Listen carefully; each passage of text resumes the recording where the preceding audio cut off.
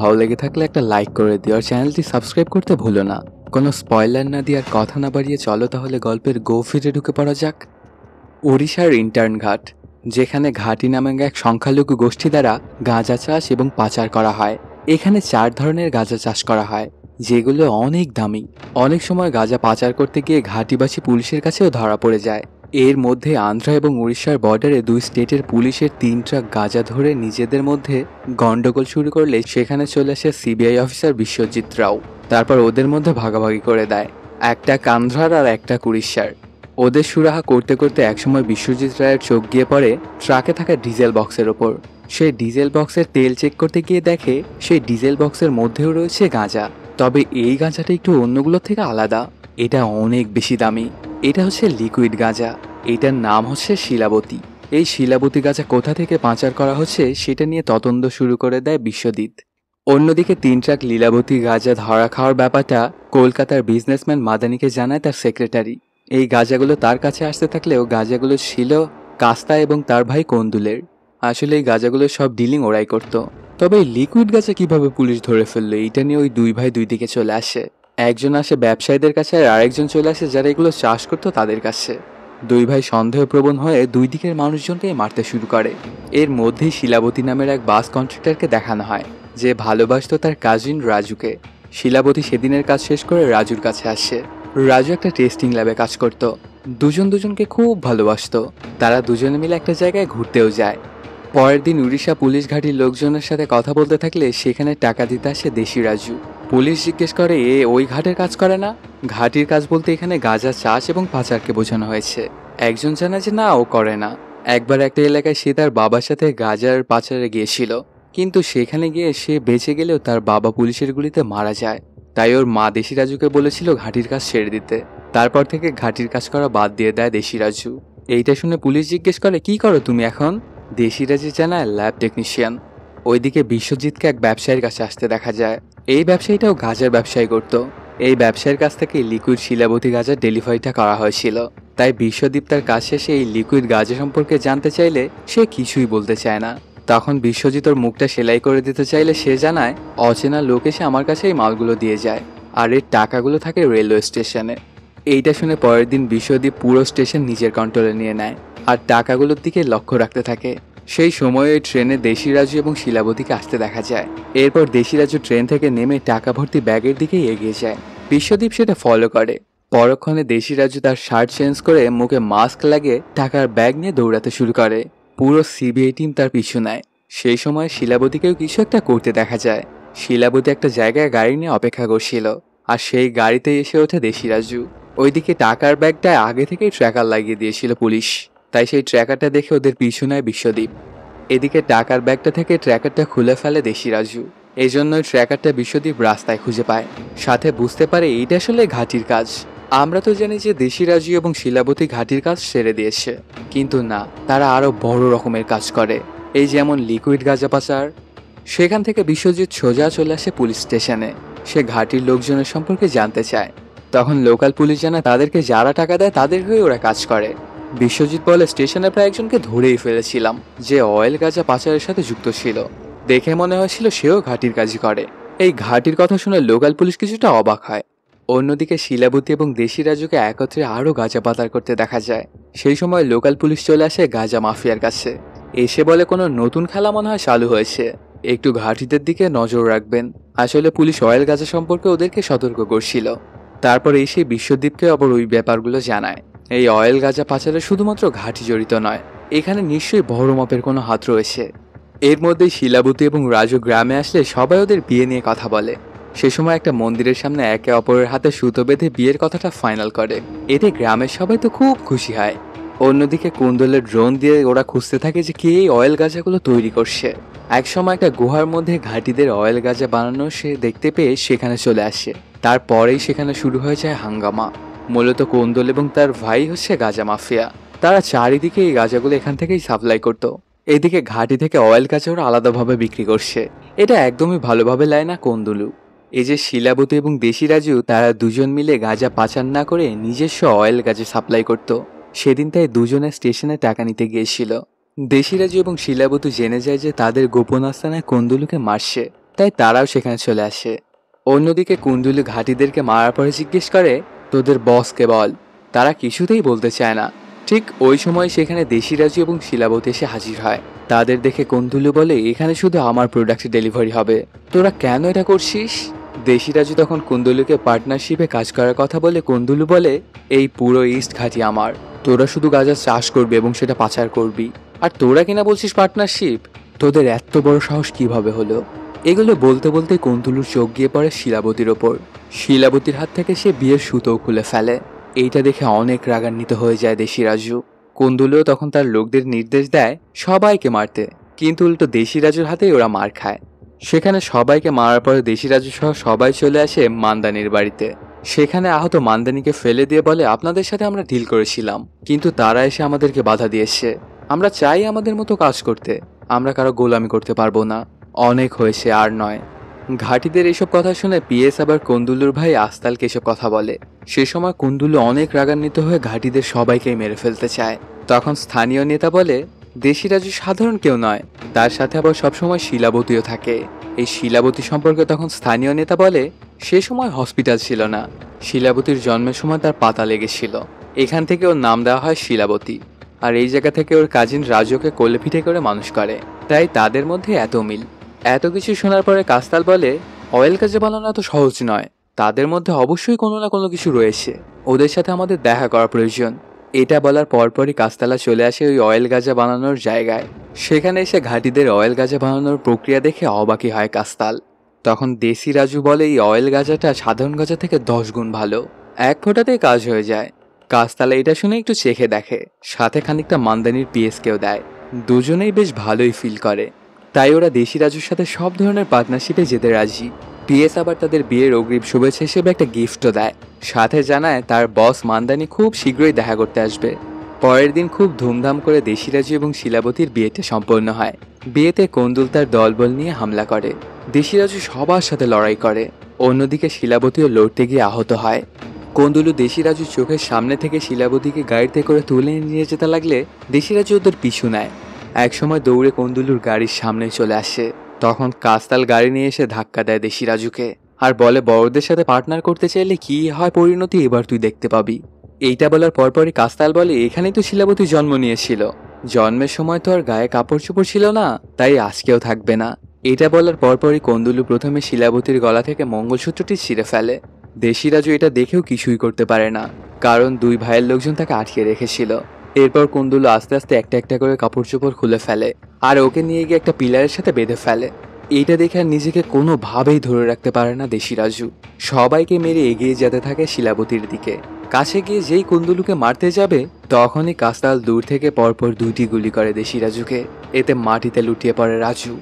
এর পরপরই কুণ্ডুলু শিলাবতীর শরীর থেকে বাকি সব কাপড়গুলো খুলে ফেলে, ওর মান ইজ্জত সবকিছু একদম শেষ করে ফেলে। শিলাবতী তখন একদম নিশ্চুপ হয়ে যায়।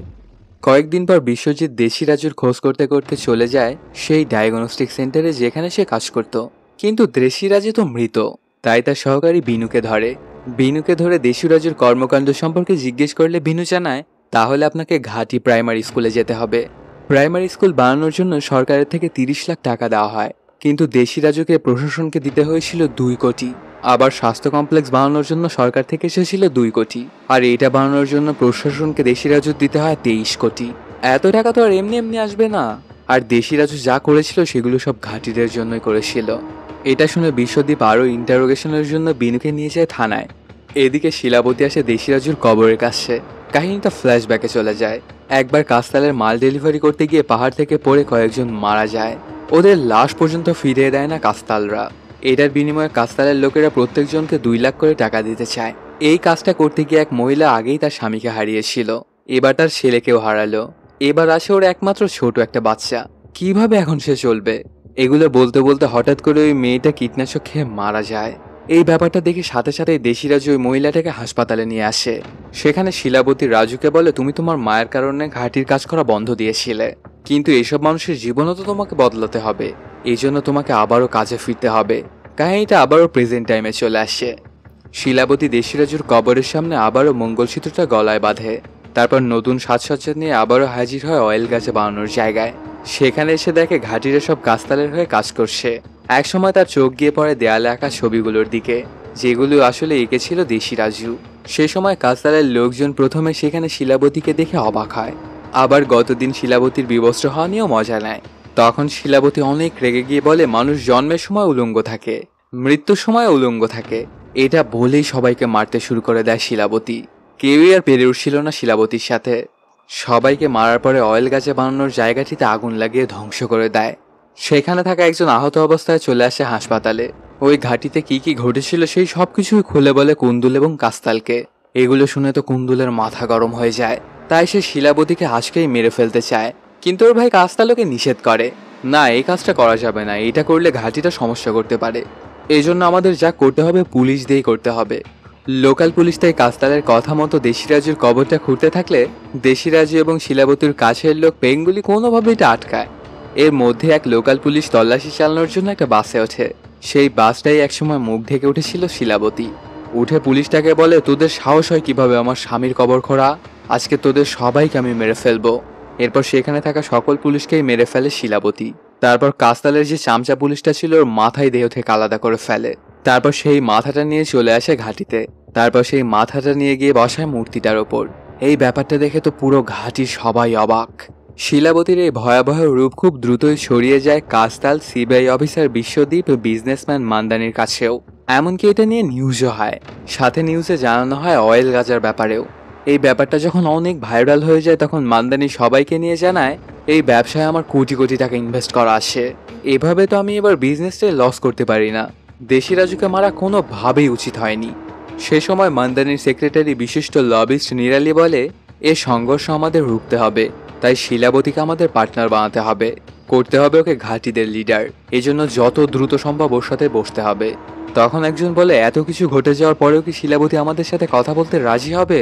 মান্দানির পিএসি জানা ওই ব্যাপারটা আমার উপর ছেড়ে দিন। তারপর ফোন করে একজনকে। এদিকে বিশ্বজিৎকে দেখা যায় বিনুর বাড়িতে আসতে।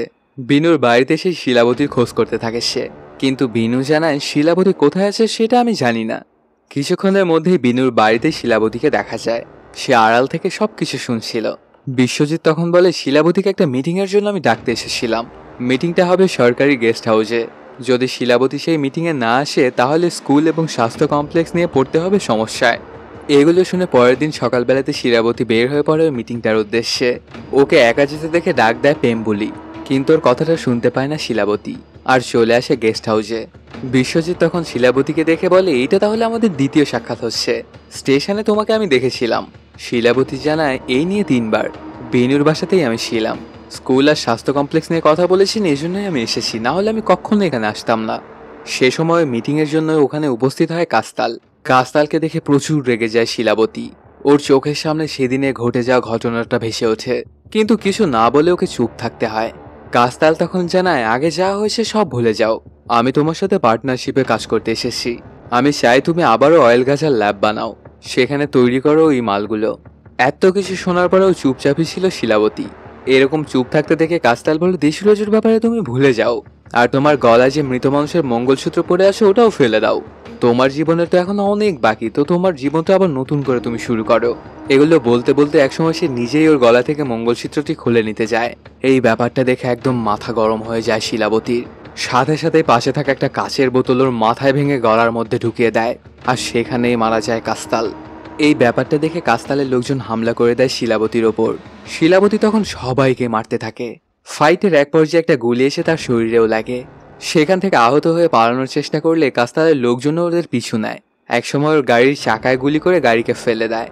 এরপর যেই শিলাবতীকে দুজনে মারতে যাবে তখন পেছন থেকে পেঙ্গুলি কাস্তালের লোকদের গুলি করে মেলে আহত শিলাবতীকে একটা জায়গায় নিয়ে আসে, যেখানে শিলাবতীর শরীর থেকে গুলিটা বের করার সময় খাওয়ানো হয় গাঁজা।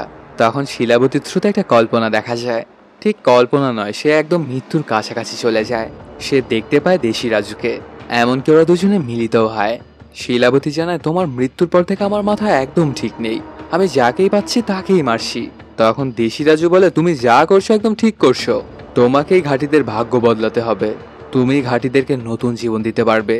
সেই সময় পেপবুলি জ্ঞান না ফেরা শিলাবতীকে গাড়িতে করে রাস্তায় বের হলে দেখতে পায় কন্দুলুর লোকজন গাড়ি নিয়ে ওদেরকেই খুঁজছে। তখন তারা অন্যত্র চলে যায়। সেদিন রাতেই ভাইয়ের শেষ কার্য কমপ্লিট করে রাগে ফেটে পড়ে কন্দুলু। পরের দিন পেম্বুলি অসুস্থ শিলাবতীকে নিয়ে উড়িষ্যা থেকে ক্যাবল কারে করে ছত্তিশগড় পার হওয়ার জন্য বের হয়, কিন্তু সেখানেও চলে আসে কুন্দুলুর লোকজন। তখনও জ্ঞান ফিরেনি শিলাবতীর, তাই পেম্বুলু প্রতিবাদ করার চেষ্টা করে, কিন্তু শুধু তাকে মারই খেতে হয়।